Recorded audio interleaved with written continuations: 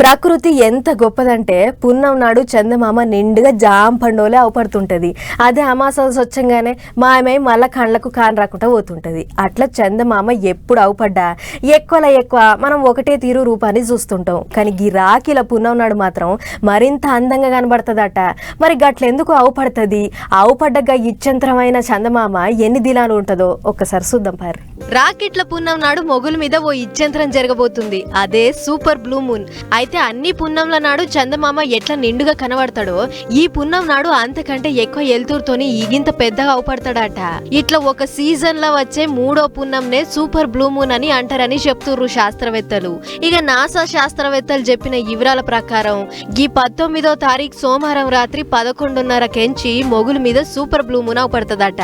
ఈ ఇచ్చంత్రమైన నిండు పున్నం భూమి అంతటా కనిపిస్తది.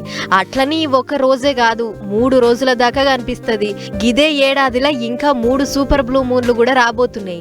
అట్లా ఒకటి సెప్టెంబర్ 17 తారీఖు వస్తది, దాన్ని హార్వెస్ట్ మూన్ అని అంటారు.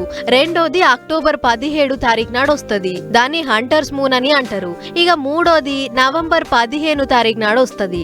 గా ఆఖరి పున్నంను బీవర్ మూన్ అని అంటారు అని చెప్పుకొచ్చిర్రు. మామూలు పున్నంతోని చూసుకుంటే గీ సూపర్ మూన్ 30% ఎక్కువ ఎలుతురుతోని రోజు అవపడే చందమామ కంటే 14% పెద్దగా అవపడుతుందట. ఇంకో ముచ్చటేంటిదంటే గీ సూపర్ మూన్ భూమికి 2.5 లక్షల కిలోమీటర్ల దూరంలో ఉంటుంది. గీ నీలిరంగు ఇచ్చంత్రమైన చందమామను చూస్తానికి ఎసొంటి జాగ్రత్తలు అక్కర్లేదు, సీదా మన కళ్ళతోనే చూడొచ్చు అని అంటుర్రు. గీ ఇచ్చంత్రాన్ని ఫోన్ల స్పెషల్ మూన్ మోడ్ పెట్టి తీసుకోండి, లేకుంటే డిజిటల్ కెమెరాతోనైనా తీసుకోర్రి అని చెప్తుర్రు.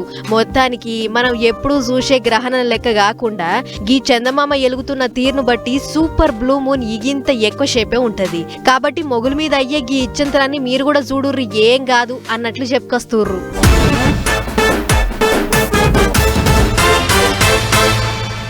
ఇంకొన్ని బుడ్డ ముచ్చట్లున్నాయి, ఫటాఫట్ ధనాదం చూసేద్దాం పారి.